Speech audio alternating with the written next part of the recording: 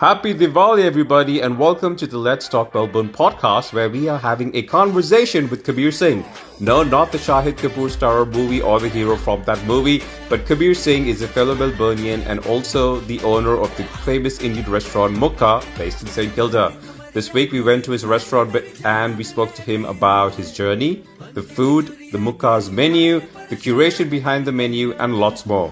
I hope you enjoyed this episode, and we also wanted to take an opportunity to wish everyone a very happy Diwali. Welcome to a new episode of the Let's Talk Melbourne podcast. I'm your host Vikas Raheja, and today we're doing a Diwali special because Diwali is around the corner, and I have a special guest here with me on the show today, and I will request my guest to introduce himself, if that's okay. Thank you so much for having me on the show, Vikas. Pleasure. My name is Kabir Singh. I'm the owner for Mukka Indian Restaurant. We happen to be running at 3 locations, Fitzroy, St Kilda and Carnegie. And I have to say, we are actually here at the Mukka restaurant in St Kilda, and it looks fabulous. So if you haven't checked it out, if you're in Melbourne, please come and check it out. Kabir, tell me more about this restaurant. Like, how did you get into Mukka? When did you get into it?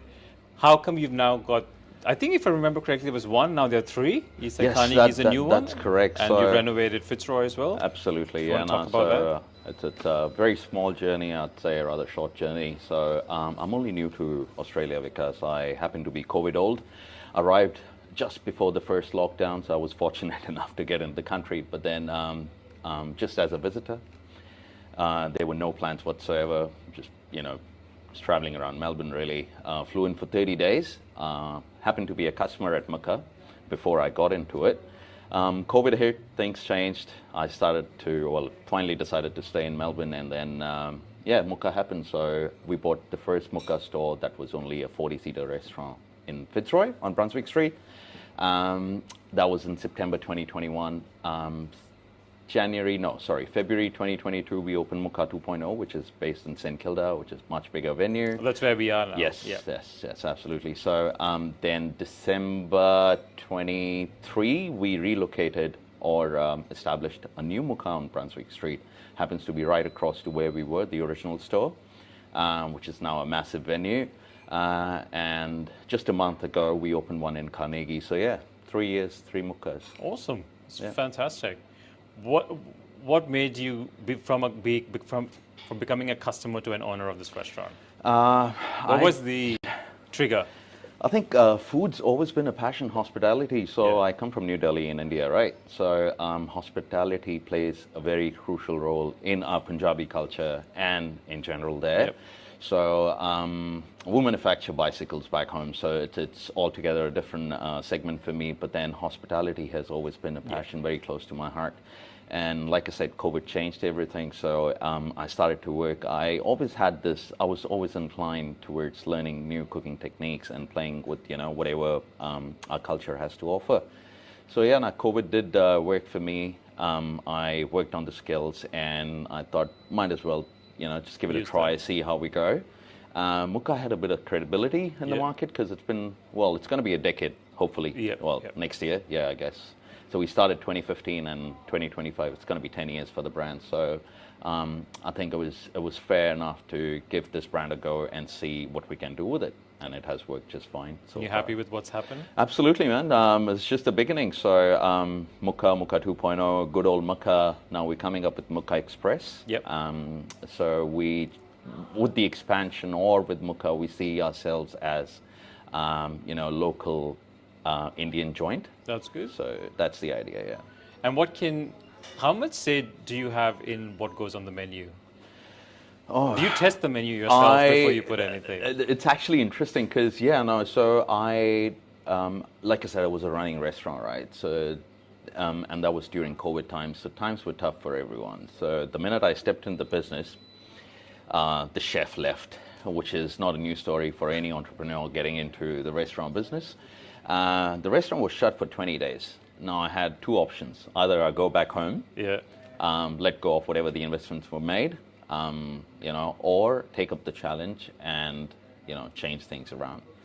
So I just did that, got myself in the kitchen, worked there for a month, changed the whole menu, changed the recipes, got everything in place, panel of 8 chefs working back home for me, guiding me through everything, because it's way different when if you're a home cook, you're a home cook, but when it gets to commercial cooking, it's absolutely different. And you're creating for masses, you have to be right, you have to be precise. So yeah, I came up with my own spice mixes, recipes, everything, and then worked in the kitchen 9 months myself, just before I could find or was good enough to train someone and look onto the operation side of the business. So yeah, no, it was tough, but then we got through. I think God's been kind lately. Oh, good. Yeah. And what would you say when you first started cooking with those instructions coming from 8 chefs back home? What was the best thing you cooked? Where you ate yourself and you were like, "Wah, kya baat hai." No, look, I tell you what. So Delhi is all about butter chicken, right? Of course. So I've had butter chicken at zillion places, but then when I cook butter chicken here, I felt that I've struck gold. It's the balance of that sweetness, what Aussies want, and then the tanginess, retaining what our culture wants. So it's the perfect balance of that sweetness and tanginess. And I was like, damn, this is gonna work for me. So more than anything else, even on Sundays, I tell you what, we feel sometimes we should just get done with the restaurants, open up a window, and just sell butter chicken and rice, and that's that. And it'll run. People will buy. Oh, absolutely. Butter chicken is. It's a staple across the globe. Like, no. Yeah. It's a God-made dish for Australia, for sure. For sure, definitely. Now, you also, yes, this is sort of, a passion of yours, but there's also a business element to it, right? Because it's ultimately you're a businessman. Of course you're, How do you then look at something that you love so much dearly and you've invested so much emotionally as a business proposition as well? I don't know if you want to talk about that or... No, I'm absolutely cool. Look, it's challenging. People would say, or in general, hospitality, people may believe that it's not as rewarding. The efforts, the sweat that you put in. Look, I've lived best of both the worlds, all right? So, got manufacturing unit back home. This is not my bread and butter. But then, it's your passion. It's dear to me, or I'd say, I love Mukka because it all comes from my heart. I love feeding people. I love talking to my customers.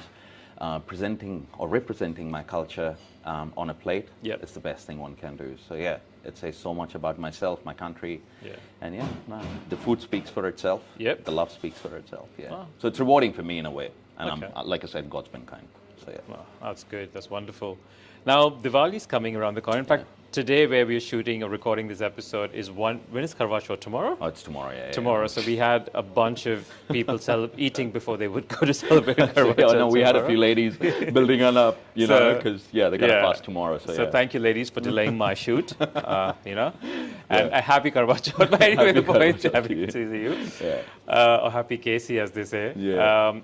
What's your memories of Diwali growing up? And I just, I just want to get what was Kabir's, like as a child, what were your Diwali memories that is more dear to you? So, no, I'm very fortunate because my mom's from Rajasthan, right? Which is all about palaces, forts, kings, stories, everything. And my dad's from West Bengal, which is a different culture altogether. Now, we are a Sikh family, but then my Diwali, India's land of festivals, but Diwali is my favorite. So we would usually go to my mom's place, native place, which is Jaipur.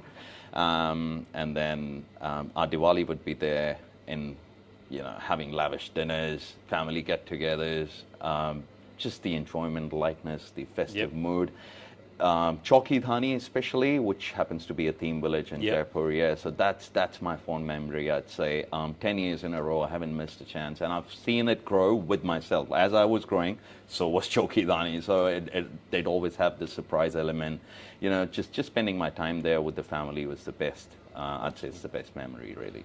And what was your best memories of since you've moved to Australia? Diwali in Melbourne, what's your take on that?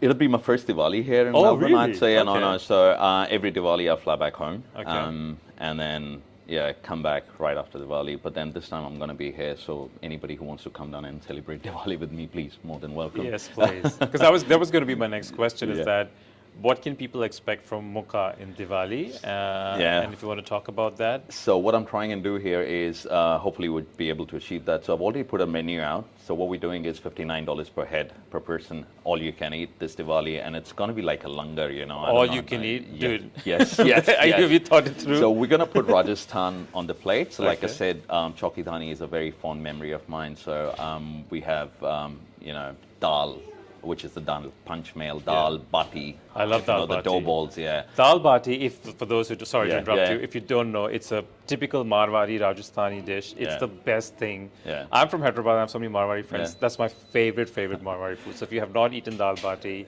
you're missing out. Well, Sorry. you got to try you it. can. No. Definitely, you got to come and try this festive season. So dal bati is there on the menu. Then there's lal mas, which is the slow cooked Lal goat mas, curry. yes, yeah. So you can't go wrong with that. There's plenty on the food in terms of it. So we are just ready to serve you. Honestly, just come down and then. So just this see will the spread on the plate. this will be available on Diwali day, or people can expect that before Diwali So itself? this whole event would be spread across over the weekend. So Yeah. we're starting on the 1st of November. It's going to end on 3rd of November. So And only across for the- all three? All three locations, yes. We'll be running all three locations for the same menu. Okay, cool. And what is some of the Diwali special meetha? Do we say meetha? Meetha, yes. So what we are doing is suji ka halwa. Yep. And we are doing churma. Yeah. Which is again a Dal Rajasthani bati dish. churma, Yes. yeah. So you got to have that combination right. So we Yeah. have dal, bati, churma and the lal mas.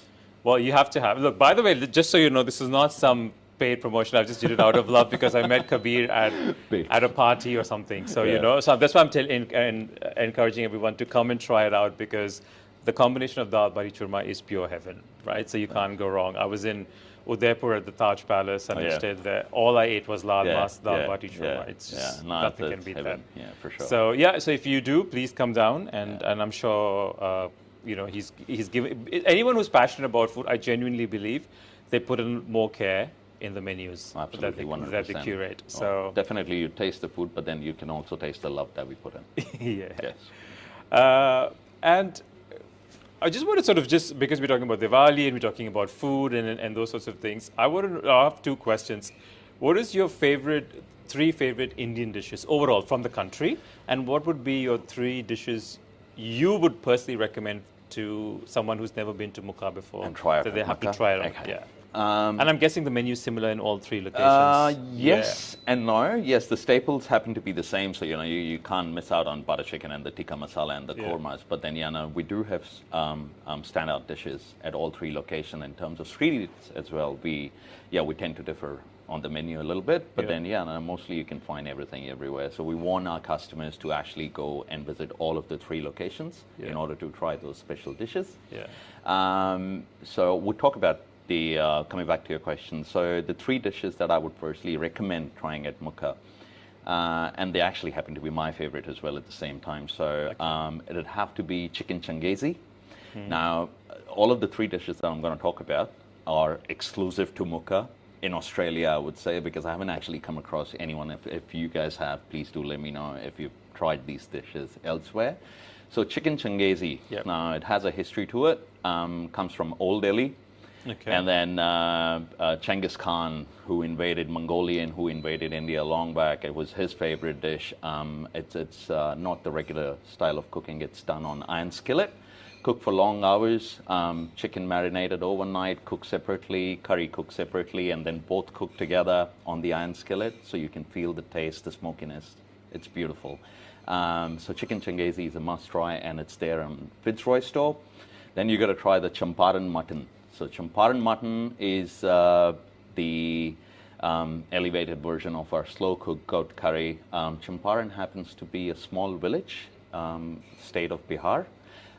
It's, again, very orthodox cooking. So you just put in all the spices together, full garlic, cloves, ginger, onion, meat, chucked in all clay pot, and let it cook for 8 hours, 9 hours. It's beautiful dish, that meat falling off the bone. It's my favorite again.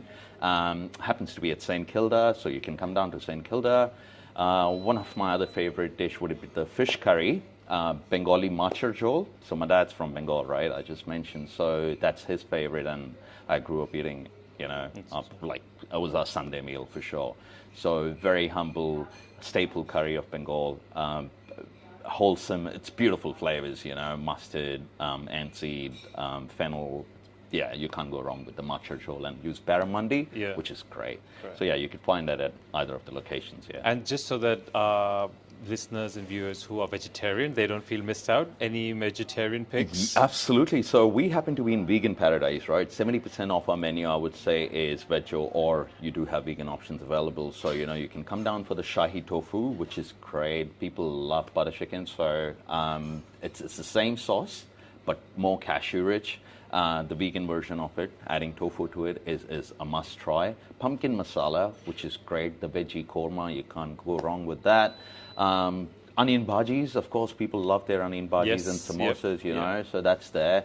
You could come down for the gobi 65. We sell tons of gobi 65, so it's just the perfect crunchiness and zesty, crispy cauliflower. Okay. Yeah, it's great. Cool. No, definitely. We do have options for vegan too. Yeah. And any drink recommendations? Our cocktails are pretty interesting. So, so you got to come try our chili margarita, which happens to be a crowd pleaser. We've got a little twist to it, which you can only tell once you taste it. So obviously I won't be able to give you the secret here, but then do try the chili margaritas. We have Basanti, the heartbreaker, or so we call it, Rosie the heartbreaker at St. Kilda. So tequila I like based. Basanti. There's always one on the table, man, the heartbreaker, so you can't go wrong with that. There's a twist to our cocktails for sure. Okay, cool. Awesome. No, thank you. Thank you for sharing that. Just so that most of the audience of this podcast are food lovers, just because I talk about food so much. So it's good that you share that. So now we're going to play what we call Furious 10. And for those people who message me saying this is taken from Coffee with Karan, may I remind you, this was taken from Friends. Phoebe did this with Joey. So it's called lightning round. So we go to the source, not to the other inspiration. So basically, long story short, we'll ask you 10 questions, rapid fire questions, which we call lightning round, Furious 10, and then you just answer quickly. All right. You don't have time to think. Okay. If you take more than 5 seconds, that's it. All right. All right? Do it. Okay. Are you ready? Bring it on. All right. So question number 1. Pick one. Taylor Swift or Beyonce? Beyonce. Okay. Your top 3 celebrity crushes? Oh, it'll have to be Deepika Padukone, and then it'll have to be Eva Green, and then it'll have to be, honestly, Madhuri Dixit. Okay. Yeah. Interesting. It's a very varied thing. Sambosa or papri chaat? Samosa. Chicken biryani or butter chicken?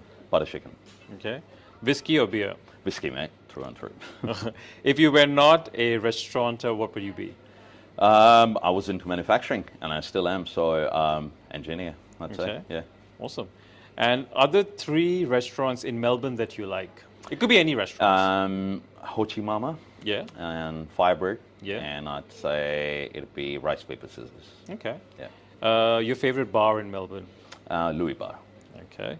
And if a biopic was to be made on your life, which actor from Hindi cinema would you like to play role? Farhan Akhtar. Absolutely, 100%. Why Farhan Akhtar? Can I ask? Because you can sing. You got to check out Bhag Milkha Bhag, right? Actually, yeah. So he does justice to any role that he's given. So I think he'd be the best. Okay. And your last question: if you were these are two parts to this question. Yeah. If you could get an all expenses paid trip to the most luxury cruise in the world, and you could pick 2 mates of yours to go with you, whom would you pick? 2 mates? Yeah. I actually only have 2 mates. So one happens to be in India. Yeah. And we were there in Bali just last week. So yeah, and he'd be one, Karan. And then there's another mate who happens to be in Melbourne. So his name's Wee. It'll be. Okay. So now the final question is: the 3 of you are on the ship, on the cruise ship, and you're in the middle of like Mediterranean somewhere. Yeah, beautiful. And then the ship is about to crash. You have lifeboat, and you can only save one person, which is yourself, and you have to choose one from the other 2. Whom would you choose? There's room only for one, so you have to choose one. All 3 can't die. Look, we try and manage into our... I don't think it's possible. It's literally, you can't... This is smaller than what Kate Winslet was on Titanic. So. I tell you what, so all 3 of us would try and figure out to get one from the rest of the... they'll all die, basically, by the time they figure it out. We'll figure it out. We'll save ourselves, man. No. What's the matter with the all-paid cruise? And if I'm going to sink, I'll miss on the cruise. But now you can't. You've already accepted. already That's there, why I yeah. always say people accept it, and then they're like, okay. there you go. No. All right, no, Thank that you was so okay. much. That was good. Yeah. Now, before we wrap up, I ask all the guests who come on this show 2 questions. One is, what's your anthem song? It could be any song. Can be Bollywood too. It can be Bollywood, yes.